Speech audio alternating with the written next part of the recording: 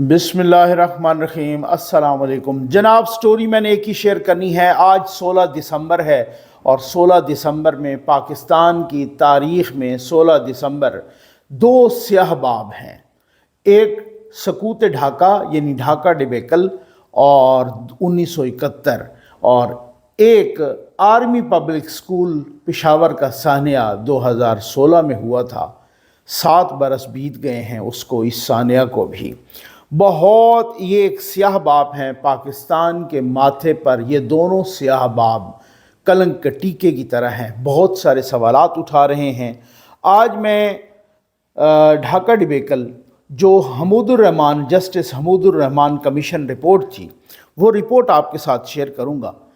कौन कौन से जर्नैलों की कोर्ट मार्शल की सिफारिश की गई, कौन कौन से जर्नैलों के लिए खुली अदालत में ट्रायल की सिफारिश की गई, क्या क्या कहा गया किन किन के बारे में। असद उमर साहब और मोहम्मद ज़ुबैर साहब के वालिद मेजर जनरल ग़ुलाम उमर, उनके बारे में रिपोर्ट में क्या लिखा है कि क्या सिफारिश की है रिपोर्ट में, उनका किरदार क्या था, और साथ ही उन्होंने एक माफ़ीनामा भी लिखा। वो माफ़ीनामा भी मैं आपके साथ शेयर करूंगा। बहुत ही इम्पॉर्टेंट वीडियो है, बहुत अहम तरीन वीडियो है और कुछ इंटरनेशनल मीडिया में भी इस पर आया था, उसमें भी उसको भी मैं साथ शामिल करूंगा। और याह्या खान के जाने के बाद, उनकी यानी कि माजूली के बाद जुल्फ़िकार अली भुट्टो सदर बने, civilian chief marshal law administrator बने। उन्होंने बहुत सारे जर्नैलों को बरतरफ किया, कैद किया, नज़रबंद किया और साथ ही जो ख़ुसूसी फ़ौजी अदालत मुजीबुर्रहमान को सज़ाए मौत सुना चुकी थी, जुल्फ़िकार अली भुट्टो ने उस सज़ाए मौत को मनसूख किया। कौम से खिताब किया और वादा किया कि मैं एक आज़ादाना कमीशन तश्कील दूंगा जो ये रिपोर्ट बनाएगा।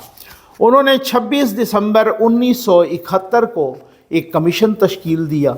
इस कमीशन की सरबराही जस्टिस हमीदुर्रहमान, उस वक़्त वो चीफ़ जस्टिस ऑफ पाकिस्तान थे, जिनके नाम पे ये रिपोर्ट भी है, हमीदुर्रहमान कमीशन रिपोर्ट। उनके ये जस्टिस हमीदुर्रहमान हेड कर रहे थे और जस्टिस अनवारुल हक जो कि लाहौर हाई कोर्ट के चीफ़ जस्टिस थे, जस्टिस तुफ़ैल अली अब्दुर्रहमान ये सिंध हाई कोर्ट के चीफ़ जस्टिस थे।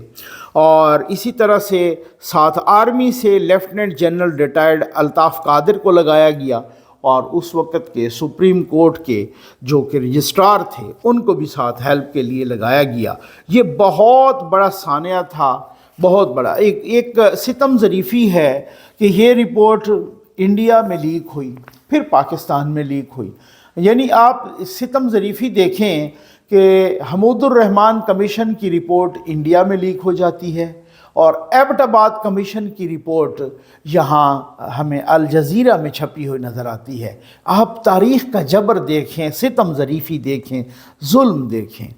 मुझे जनरल बाजवा जो कि एक्स आर्मी चीफ़ हैं पाकिस्तान के, नवंबर 2022 में यौम शोहदा की तकरीब से वो ख़िताब कर रहे थे और उन्होंने कहा कि सानिया, मैं ये वाज़े करता चलूँ कि सानिया मशरक़ी पाकिस्तान फ़ौजी नहीं एक सियासी नाकामी थी।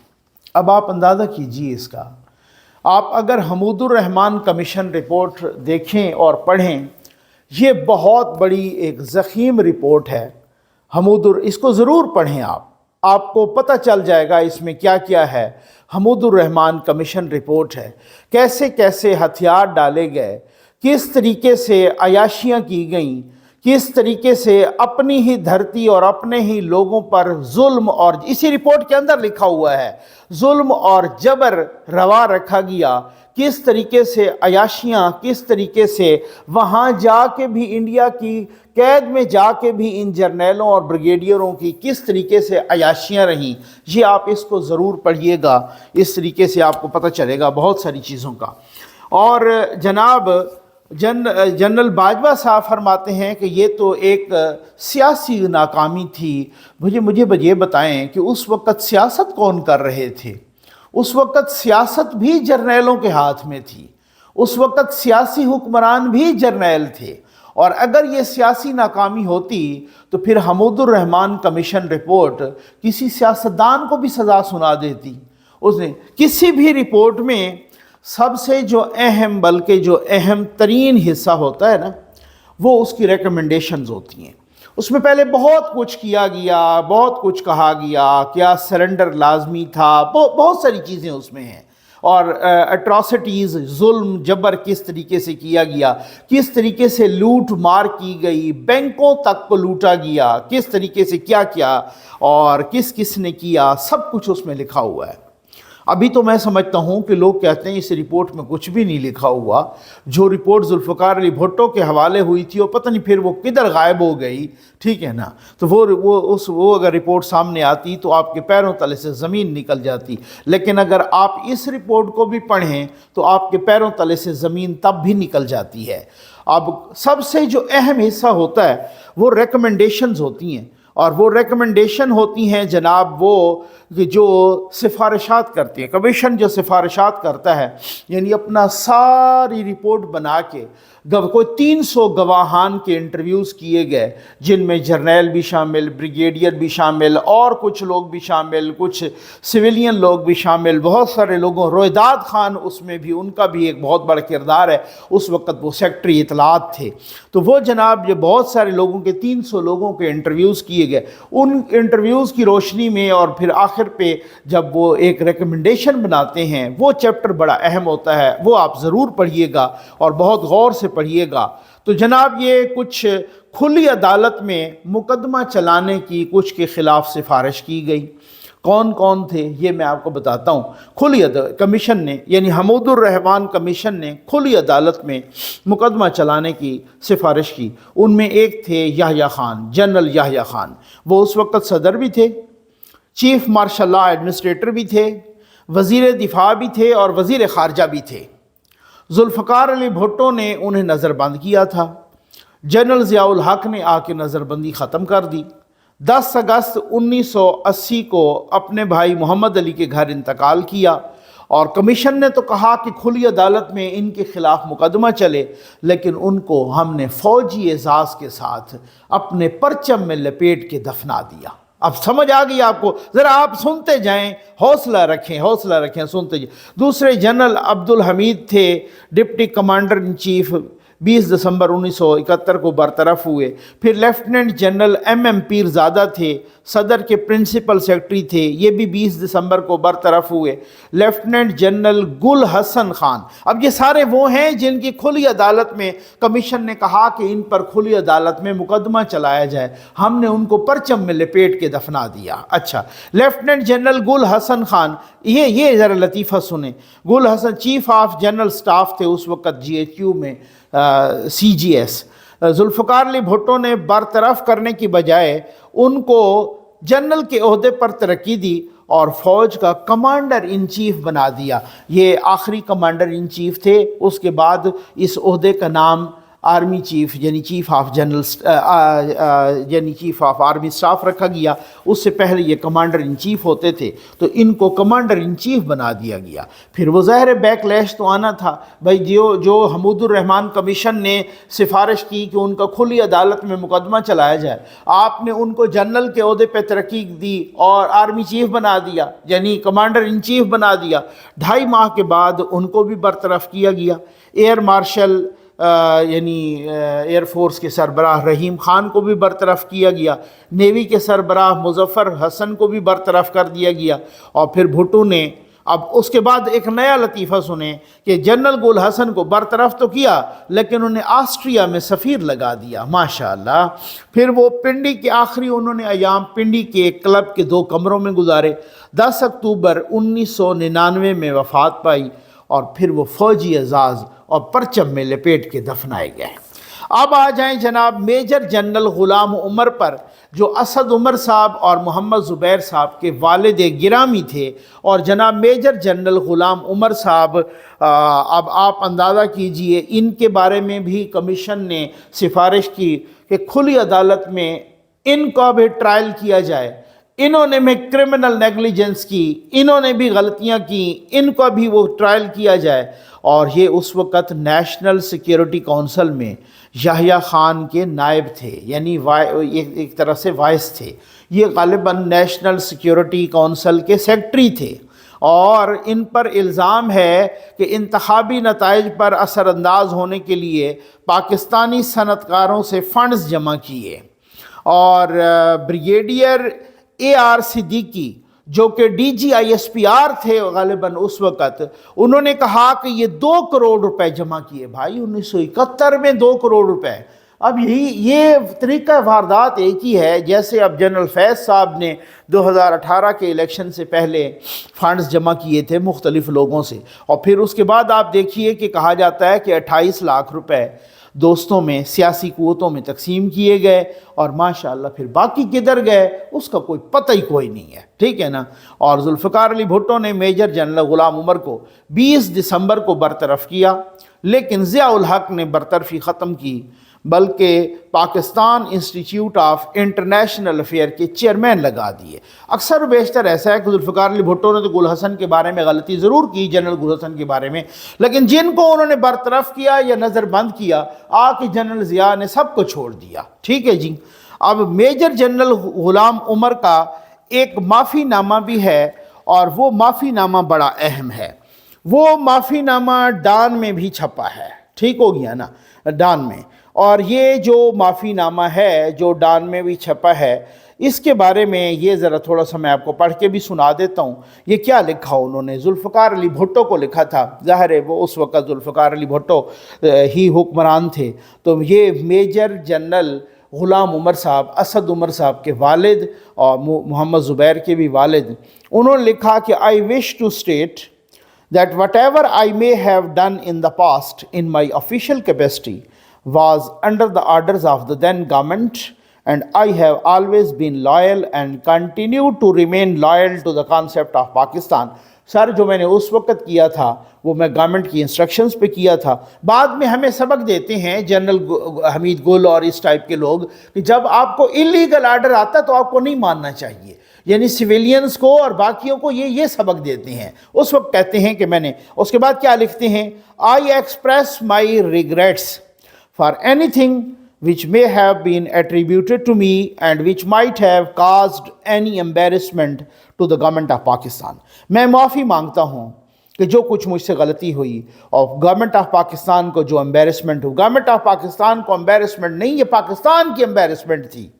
I feel in this hour of difficulty the entire Pakistani nation must solidly stand behind you in your efforts to lead the country out of the present dangers towards honor, dignity and prosperity.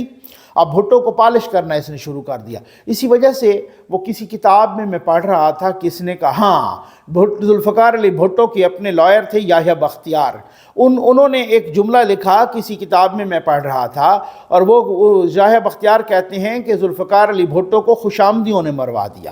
یہ بالکل بات ٹھیک ہے، یہ اسی طرح کے خوشامدی تھے۔ اب انہوں نے مکھن لگانا شروع کر دیا کہ ساری قوم سر آپ کے ساتھ کھڑی ہے، آپ کے پیچھے سیسا پلائی ہوئی دیوار کے بن کے آپ کے ساتھ کھڑی ہے۔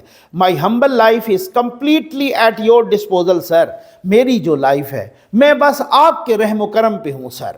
And I assure you from the bottom of my heart that I will continue to remain loyal to Pakistan، اور میں آپ کو یقین دلاتا ہوں کہ بس میں پاکستان کا وفادار رہوں گا، میں جب تک زندہ رہوں گا میں پاکستان کا وفادار رہوں گا۔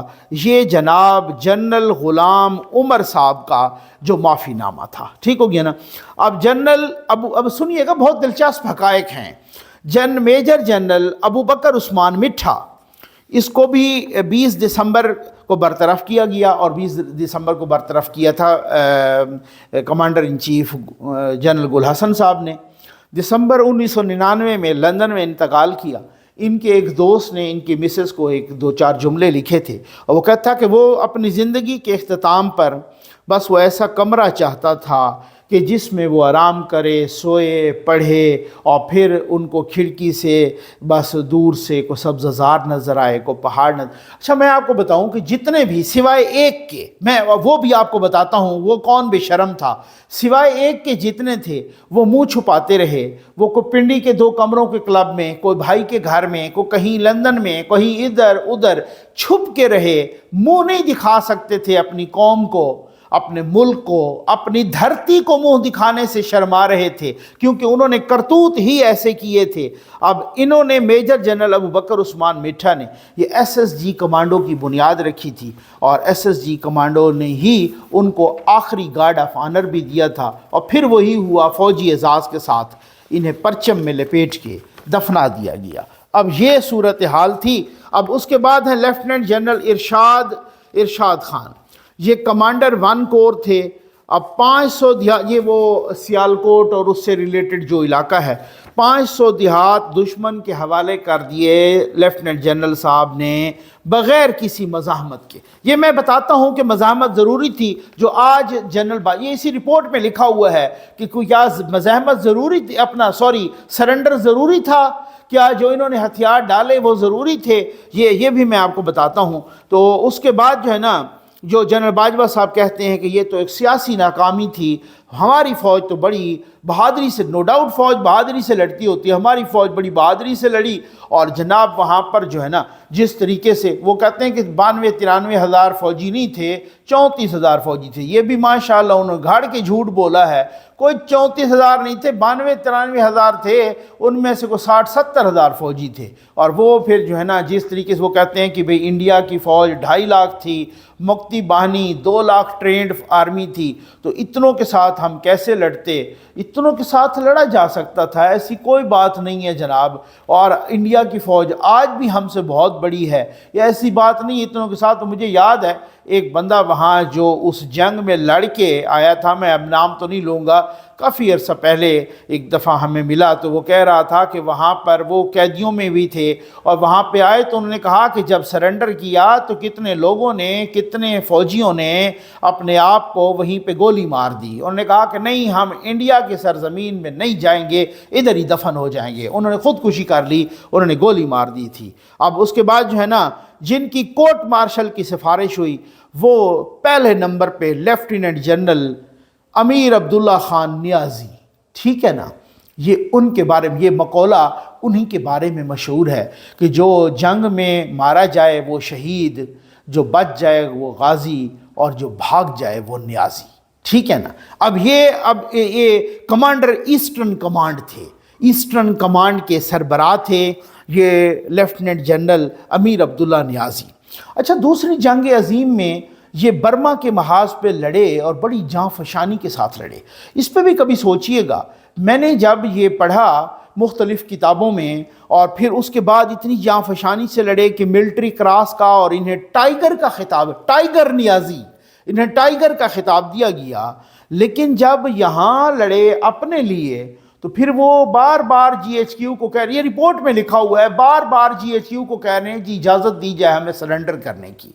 यहाँ तो बिल्कुल ही हम पता नहीं ख़त्म हो गए हैं, कुछ भी नहीं कर सकते, हमें सरेंडर की इजाज़त दी जाए।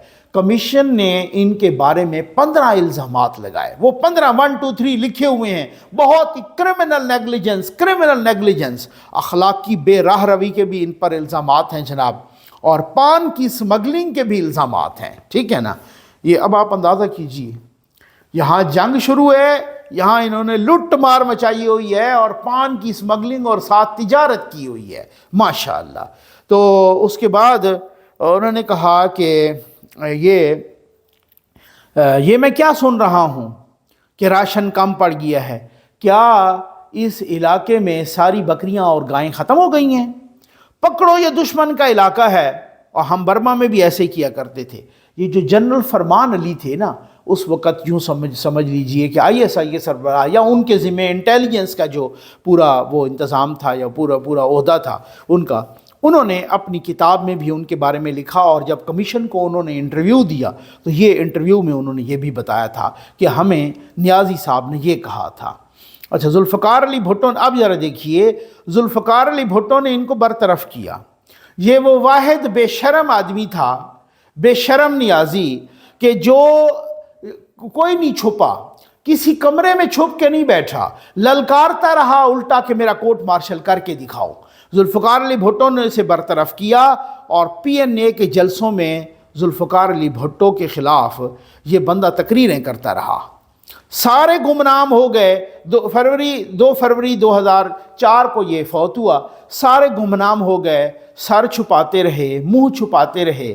یہ بے شرم نیازی آج کے بے شرم نیازی کی طرح جس طریقے سے اپنی غلطی ماننی نہیں ہے, اپنی غلطی پر اترانا ہے, اپنی غلطی کو دفاع کرنا ہے. اپنی غلطی, اس نے اپنی کتاب میں بھی اپنی غلطی کا دفاع کیا, اپنی ساری غلطیوں کو دفاع کیا. اور جس طریقے سے یہ ڈٹھائی سے ذوالفقار علی بھٹو کے خلاف تقریر, بھٹو پر یہ بھی ایک بھٹو پر تنقید کی جاتی ہے کہ اگر بھٹو اس وقت ان سارے ذمہ داران کو جن کو حمود الرحمن کمیشن رپورٹ نے ذمہ دار ٹھہرایا تھا, یا جو وہاں پہ پوسٹڈ تھے یحییٰ خان سمیت, ان سب کو سردار چڑھا دیتا نا اور تختے پہ جھلا دیتا, میرا خیال ہے اس کے بعد نہ کو مارشل لا لگتا, کچھ بھی نہ ہوتا.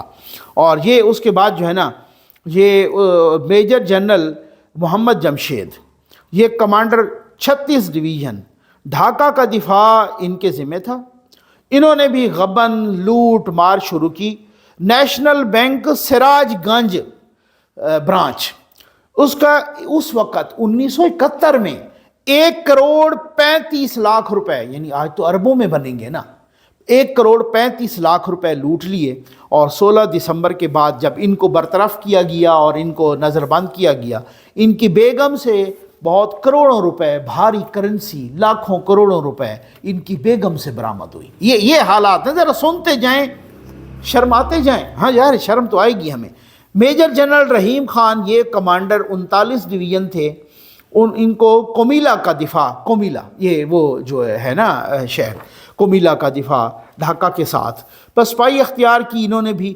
بعد میں ایک ہیلی کاپٹر میں سوار ہو کے بھاگ گئے وہاں برما. اور ماشاءاللہ کیا قسمت ہے جنرل صاحب کی, جنرل رحیم خان کی, کہ پھر اس کے بعد آ کے secretary general ministry of defence کے سیکرٹری جنرل بن گئے. چیئرمین PIA کے چیئرمین بھی رہے, vice chairman Al Shifa eye trust کے بھی رہے. ہاں اب ماشاءاللہ کہتے جائیں بھائی, ٹھیک ہے نا.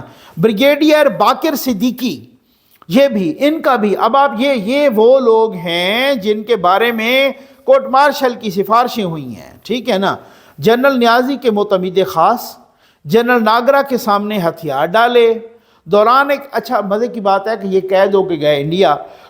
قید کے دوران انڈیا کے افسروں کے ساتھ وہ یاری اور وہ یارانہ بن گیا کہ کبھی کبھی بریگیڈیئر صاحب باہر جا کے خیر سے شاپنگ بھی کر آتے تھے, کیمپ سے باہر جاتے اور شاپنگ کر آتے, واپس آئے, برطرف ہوئے, پھر بحال ہوئے, پھر باعزت ریٹائر ہو گئے, ٹھیک ہے نا جی. اس کے بریگیڈیئر محمد حیات, یہ 6 دسمبر کو نوجوانوں کو چھوڑ کر بھاگ نکلے. اور بریگیڈیئر محمد اسلم نیازی, یہ بھی نوجوانوں کو جب نوجوانوں کو چھوڑ کے بھاگ نکلے, کمانڈ ہی بھاگ جائے تو پھر تو نوجوان بیچارے کیا کریں گے. وہ نوجوان وہ بھی ان کے ہتھے چڑھ گئے, اسلحہ بھی بہت قیمتی اسلحہ جو ہے نا ان کے ہتھے چڑھا تھا. اب آپ کمزور پیشہ ورانہ صلاحیتیں, یہ بھی کمیشن نے کچھ ان کا وہ کیا تھا کہ یہ کمزور پیشہ ورانہ صلاحیتوں کے باعث کچھ کو ایک صاحب تھے وہ جناب, بعد میں تو کچھ ایک ان کا نام ابھی میرے ذہن میں نہیں آ رہا, وہ جنرل صاحب تھے, وہ LDA کے چیئرمین بھی بنائے گئے. اب ان کو کمیشن ان کو جو ہے نا سفارش کر رہا ہے کہ ان کو تو فوج سے ہٹائیں, یہ تو اس قابل ہی نہیں ہے. بعد میں جمعیت علماء پاکستان کے ٹکٹ پر انہوں نے MNA کا الیکشن بھی لڑا اور بعد میں جماعت اسلامی کے اعتصاب سیل کے وہ سربراہ بھی رہے. ہیلتھ کے لیے, ایجوکیشن کے لیے انہوں نے کیا ہیلتھ اور ایجوکیشن کے لیے کام کیا ہوگا. اور دوسرے میجر جنرل راؤ فرمان, یہ ان کے ذمہ انٹیلیجنس کا کام تھا. اچھا, ان کے بارے میں کہتے ہیں کہ ان کو ڈائری لکھنے کا بڑا شوق تھا اور ڈائری میں ایک جملہ لکھا ہوا ان کا پکڑا گیا, جو ظاہر بعد میں ڈائری شاعری بھی پکڑی گئی. تو وہ کہتے ہیں کہ مشرقی پاکستان کے سبزہ زار کو سرخ کرنا ہوگا. اب آپ اندازہ کیجئے اپنے لوگوں کے بارے میں, یعنی کہ مشرقی پاکستان کے سبزہ زار کو سرخ کرنا. کسی نے یہ کہا کہ ہم ان کی نسلوں کو بدل کے رکھ دیں گے. ہاں, یہ اپنی قوم کے بارے میں یہ کہہ رہے ہیں, اپنے علاقے کے بارے میں. اور ڈھاکہ آپریشن سرچ لائٹ کے ذمہ دار بھی میجر جنرل راؤ فرمان. اور ان کا اپنا نیازی صاحب لکھتے ہیں, یہ جنرل نیازی کی کتاب ہے, اس میں تذکرہ ہے. وہ کہتے ہیں کہ ہتھیار ڈالنے سے 2 دن پہلے 200 بنگالی دانشوروں اور اساتذہ کو اسی میجر جنرل راؤ فرمان نے قتل کیا۔ جب میں نے راؤ فرمان کے اس کتاب میں اس پر الزامات ہیں، جب بہت سارے الزامات جو ہے نا اور باقی کتابوں میں پڑھے تو میں حیران ہوں کہ ان کے کورٹ مارشل کی سفارش کیوں نہیں کی گئی، صرف ان کو ہٹانے کی سفارش کیوں کی گئی۔ 1973 میں جبری ریٹائر ہوئے، لیکن تمغے، پینشن سب بحال رہا۔ جولائی 1977 میں جنرل ضیاء کے الیکشن سیل میں فعال ہو گئے، ماشاءاللہ۔ جنرل ضیاء کی کابینہ میں راؤ فرمان 2 برس پیٹرولیم اور قدرتی وسائل کے وفاقی وزیر بھی رہے۔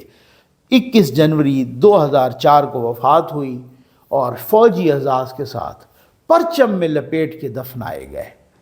یہ ہے پاکستان کی سیاہ ہسٹری، جس کی وجہ سے آج ہم اس نہج پہ پہنچے ہوئے ہیں۔ اور جو پشاور میں آرمی پبلک سکول کا سانحہ ہوا، وہ آج تک وہ والدین کہہ رہے ہیں، اور کورٹس میں بھی ان کی رپورٹ، ان کے کیسز پڑے ہیں کہ جناب ایک انکوائری کمیشن بنایا جائے، ایک آزاد انکوائری کمیشن ہو جو یہ فیصلہ تو کرے کہ یہ ہوا کیسے تھا۔ لوگوں کے 141 پھول جیسے بچے فوت ہو گئے، شہید ہو گئے، دنیا سے چلے گئے، ماؤں کی گود اجڑ گئی۔ ہمیں یاد ہے جب یہ سانحہ ہوا، آپ یقین کیجئے یوں لگ رہا تھا جیسے پاکستان کی دھرتی یوں تھر تھر کانپ رہی ہے، اور یوں اس طریقے سے جیسے قیامت خیز منظر تھا۔ ہم خود وہاں جا کے دیکھا، آپ یقین کیجئے ایسی ماؤں کی گودیں اجڑی، اور جس طریقے سے وہ پیٹ رہی تھی سروں پر، اور ایک قیامت کا سما تھا۔ ان کو یہ بھی حق نہیں ہے کہ وہ پوچھ تو سکیں ہوا کیا تھا، وہ جان تو سکیں کیسے ہوا تھا، ہمارے پھول سے بچے کیسے گئے تھے، یہ سامنے کور کمانڈر ہاؤس تھا، وہ مدد کو کیوں نہیں آئے۔ یہ بہت ساری چیزیں ہیں، بہت سارے سوالات ہیں لیکن میں سمجھتا ہوں، مجھے امید ہے کہ حافظ صاحب اس پہ ضرور کچھ کریں گے اور ان کے زخموں پر مرہم رکھیں گے۔ امید ہے آپ کو ویڈیو پسند آئے گی۔ آپ کا بہت بہت شکریہ۔